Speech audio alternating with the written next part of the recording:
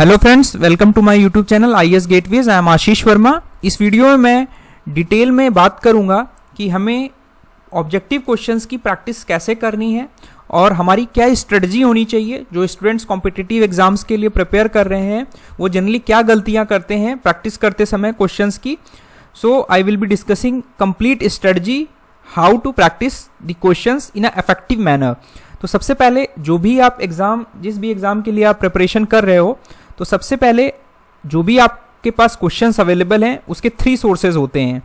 Generally जो भी आपको क्वेश्चंस प्रैक्टिस करना है, चाहे वो ऑब्जेक्टिव क्वेश्चंस हो या सब्जेक्टिव क्वेश्चंस हो, जनरली जो भी अभी एग्जाम्स हो रहे हैं उसमें फर्स्ट फेज में आपको ऑब्जेक्टिव एग्जाम्स देने होते हैं।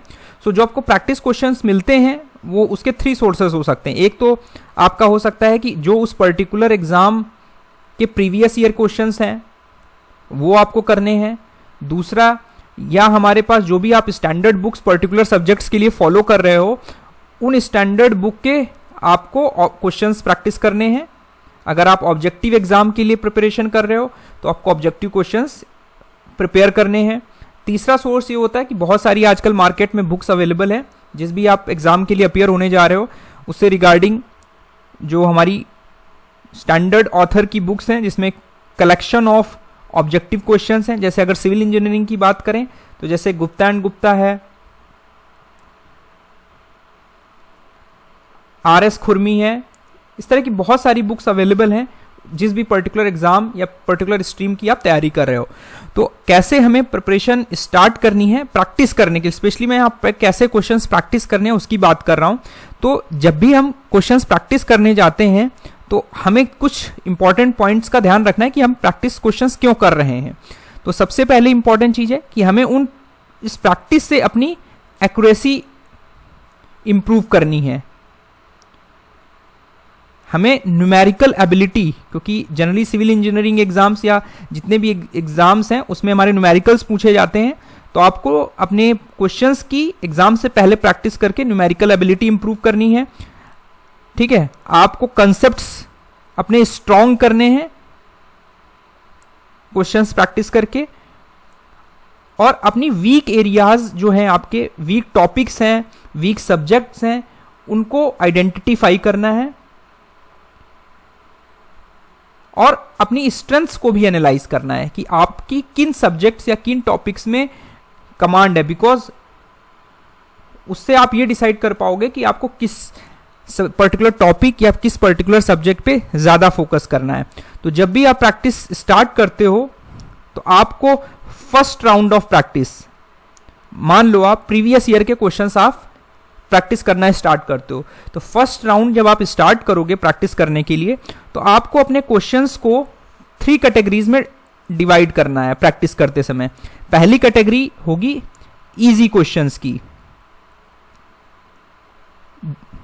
इजी क्वेश्चंस का मतलब ये है कि जब आपने स्टार्ट किया तो कुछ क्वेश्चंस आपको ऐसे मिलेंगे जो आप फर्स्ट अटेम्प्ट में ही बिल्कुल कॉन्फिडेंटली कर पाओगे और वो उसका आपका आंसर जो होगा वो बिल्कुल करेक्ट होगा। तो ऐसे क्वेश्चंस को आपको आइडेंटिफाई करके रखना है जो आपको सेकेंड राउंड में आपको प्रैक्टिस नहीं करना है। ठीक है, बिकॉज अगर आप उनको बार बार सेम कंसेप्ट और सेम उसके क्वेश्चंस आप करोगे तो आपका टाइम वेस्ट होगा। आपको इफेक्टिवली टाइम को मैनेज करना है इन सच अ हाईली कॉम्पिटिटिव एनवायरनमेंट। तो जो भी आपने क्वेश्चंस कर लिए कॉन्फिडेंटली, उनको आपको सेकेंड राउंड में नहीं करना है। ठीक है, उसके बाद सेकेंड कैटेगरी के क्वेश्चंस हैं medium level questions. Medium level के क्वेश्चंस वो क्वेश्चंस हैं जिसमें आपको लगता है आपके पास, आपने पढ़ा तो है, आपके पास उस पर्टिकुलर टॉपिक की नॉलेज भी है, बट आपसे वो क्वेश्चन हो नहीं रहे हैं। हो इसलिए नहीं रहे हैं, उसके कई सारे रीजंस हो सकते हैं, बिकॉज ऑफ इनसफिशिएंट नॉलेज, या आपकी उस पर कमांड नहीं है उस पर्टिकुलर टॉपिक पर, जस्ट आपने ऊपर ऊपर पढ़ लिया उस पर्टिकुलर टॉपिक को। या तीसरी कैटेगरी का हो सकता है कि आप उस क्वेश्चन को करते समय आपकी न्यूमेरिकल मिस्टेक्स हो रही हैं। तो ये सारी चीजें देखते हुए आपको उन कैटेगरी क्वेश्चंस को मीडियम कैटेगरी में डालना है, जिन्हें आपको सेकंड कैटेगरी में, सेकंड राउंड ऑफ, जब आप सेकंड दोबारा उस बुक को प्रैक्टिस करोगे उस पर्टिकुलर सब्जेक्ट के क्वेश्चंस को, तो आपको सेकंड राउंड में उन क्वेश्चंस को प्रैक्टिस करना है। और जनरली हम, जो मेरी सजेशन है वो ये है कि आपको उसमें सिंबल्स कलर कोडिंग कर लेनी है या आपको मार्किंग कर लेनी है क्वेश्चंस की। अब मार्किंग कैसे कर सकते हो, वहां पे मैं अभी क्वेश्चंस के एक्सप्लेनेशन जब दूंगा तो आपको बताऊंगा करके। कलर कोडिंग, आप जो मीडियम लेवल के क्वेश्चंस हैं आप उनको येलो कलर से मार्क कर सकते हो, कि आपको देखने से ही पता चल जाए जब आप दोबारा क्वेश्चंस कर रहे हो कि आपको ये क्वेश्चंस पर डाउट था जो आप नहीं कर पाए थे और जो आप कर सकते थे इजीली थोड़ा सा एफर्ट देके। ठीक है, उसका थर्ड कैटेगरी के क्वेश्चंस हैं जो कि डिफिकल्ट क्वेश्चंस हैं। ठीक है, तो डिफिकल्ट क्वेश्चंस आपको कैसे आइडेंटिफाई करना होगा, जब आप क्वेश्चन प्रैक्टिस कर रहे होगे ऐसे क्वेश्चंस आएंगे जिनके लिए, जो आपके लिए बिल्कुल न्यू होंगे, मतलब जो आपके कंसेप्ट्स हैं आपने वो पढ़े ही नहीं होंगे इससे पहले जब आप प्रैक्टिस क्वेश्चन नहीं कर रहे थे। तो आपको क्या करना है, डिफिकल्ट क्वेश्चंस के थ्रू आपको टॉपिक्स आइडेंटिफाई करने हैं। मींस उस पर्टिकुलर टॉपिक को आइडेंटिफाई करके रखना है जिससे वो क्वेश्चन फ्रेम किया गया है। तो आपको सबसे पहले क्या करना है, डिफिकल्ट क्वेश्चंस आइडेंटिफाई करना है, फिर टॉपिक्स आइडेंटिफाई करना है हमें कि किन टॉपिक से वो क्वेश्चन सेट किए गए हैं।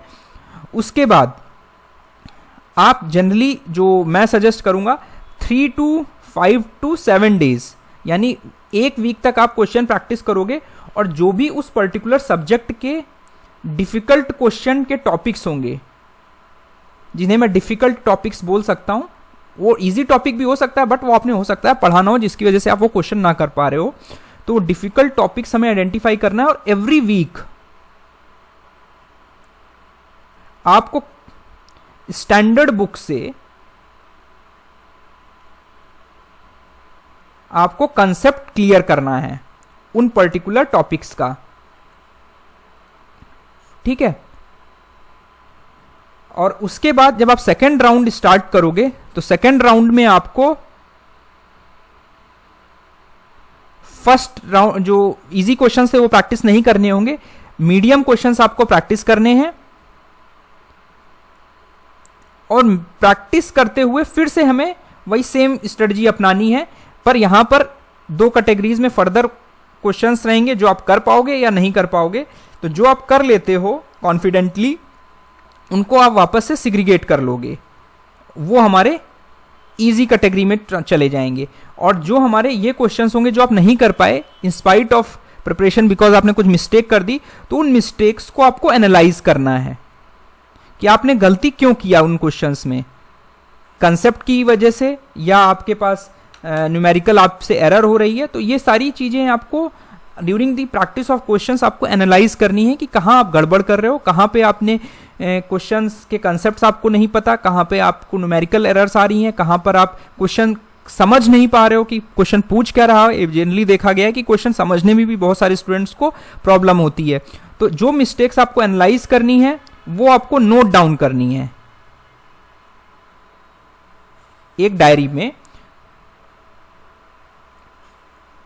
जो कि आपको हमेशा फोकस करके जब फर्दर नेक्स्ट टाइम जब क्वेश्चन प्रैक्टिस करोगे या कोई टेस्ट सीरीज या एग्जाम देते हो आप प्रैक्टिस के लिए, तो उन चीजों का ध्यान रखोगे तो ऑटोमेटिकली हमारी ये जो आपकी कमियां हैं ये दूर होने लगेंगी। और जो आपने स्टैंडर्ड क्वेश्चंस आपने 1 वीक में तैयार किए, उसके बाद सेकेंड राउंड में इन क्वेश्चंस को प्रैक्टिस करना है और वापस से सेम तरीके से हमें सिग्रीगेट करना है। तो इस तरह से फिर हम थर्ड राउंड में पहुंच जाएंगे। थर्ड राउंड में फिर हमारे पास सिर्फ वही क्वेश्चन बचेंगे जो आपने यहाँ पर मीडियम कैटेगरी के क्वेश्चंस आप नहीं कर पाए थे वो, और जो डिफिकल्ट क्वेश्चंस हैं जिनमें आपको प्रॉब्लम होती है।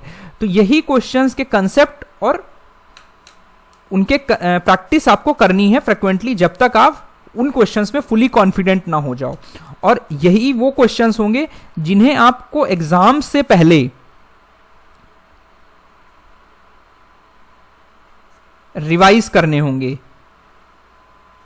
ठीक है, बिकॉज देयर आर चांसेस कि जो इस पे कॉन्सेप्ट्स थे वो आप मिस कर जाओ, बिकॉज आपने बहुत कई बार उसको नहीं पढ़ा हुआ होगा।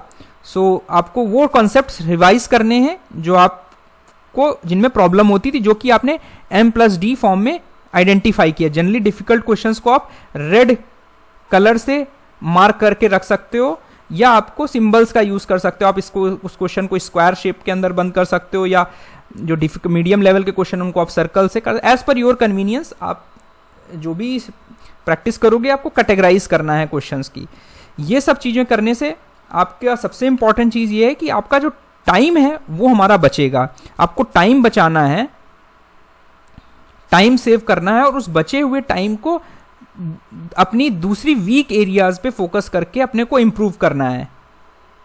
ठीक है, तो ये चीजें हैं जो मैं अपनी एक्सपीरियंस से आपको मुझे लगा बताना चाहिए। अब सपोज आप यहां पर मैंने कुछ क्वेश्चंस दिए हैं, सपोज आप आरसीसी के क्वेश्चंस स्टार्ट करते हो प्रैक्टिस करना। सपोज आपके पास ये पहला क्वेश्चन आया, ठीक है, आपको ये क्वेश्चन इजी लगा, तो आपको इस पे कुछ भी मार्किंग नहीं करनी है। आप नो मार्किंग वाले क्वेश्चंस आप इजी कैटेगरी में छोड़ सकते हो। उसके बाद जैसे ही आपने उसके बाद क्वेश्चन में गए तो आपको क्वेश्चन देखकर ही लग रहा है कि आपने ये एक नया क्वेश्चन है, आपने ये टॉपिक पढ़ा ही नहीं है, तो आपको जस्ट देखना है कि ये टॉपिक क्वेश्चन किस टॉपिक से है। तो जैसे यहाँ पर द पॉसिबल ईल्ड लाइन है, तो ये हमारा 2A स्लैब की एनालिसिस का टॉपिक है। ठीक है, this is regarding yield line theory. तो आपको इस तरह क्वेश्चंस के टॉपिक आपको आइडेंटिफाई करके नोट डाउन कर लेने हैं अपनी एक सेपरेट डायरी पे, जो कि लोग नहीं करते हैं। आपको डायरी में अलग से नोट डाउन करने हैं कि आपको ये टॉपिक पढ़ने हैं, और इसको आपको जैसे सपोज ये डिफिकल्ट क्वेश्चन की कैटेगरी में आएगा क्योंकि आपने कभी इसको पढ़ा नहीं है, तो आप इसको स्क्वायर के अंदर बन सकते हो, या आप इसको रेड कलर से मार्क कर सकते हो। तो हमेशा सिमिलैरिटी रखनी है कि अगर आप सेम कलर कोडिंग यूज करो तो हमेशा आप कलर कोडिंग यूज करो, बिकॉज वो कन्वीनियंस होगा जब आप सेकेंड राउंड प्रैक्टिस करोगे क्वेश्चंस की। उसके बाद थर्ड क्वेश्चंस आपको लगता है कि आप ये क्वेश्चन कर सकते थे पर आप कर नहीं पाए, बट आपने पढ़ा था, तो ये हमारा मीडियम लेवल की कैटेगरी में क्वेश्चन आपको रख सकते हो, इसे आप सर्कल या येलो कलर से मार्क कर सकते हो। ठीक है, जहां पर भी आपको कंसेप्ट बिल्डिंग या टॉपिक को पढ़ने की जरूरत पड़ती है तो आप उसको डिफिकल्ट कैटेगरी में आपको ट्रांसफर करना है, और सेकंड राउंड में जो चीज मैंने ऊपर बताई वही सेम चीजें फॉलो करनी है। तो ये मेरी जो पर्पस था यही था कि आपको बेसिक तरीके से मैं समझा पाऊँ कि कैसे आपको स्ट्रेटजी फॉलो करनी है प्रैक्टिस क्वेश्चन से, कि कैसे आपको इफेक्टिवली क्वेश्चंस प्रैक्टिस करके कैसे उस टाइम को यूटिलाइज करना है प्रॉपर। आई होप मेरा वीडियो आपको पसंद आया होगा। Thank you.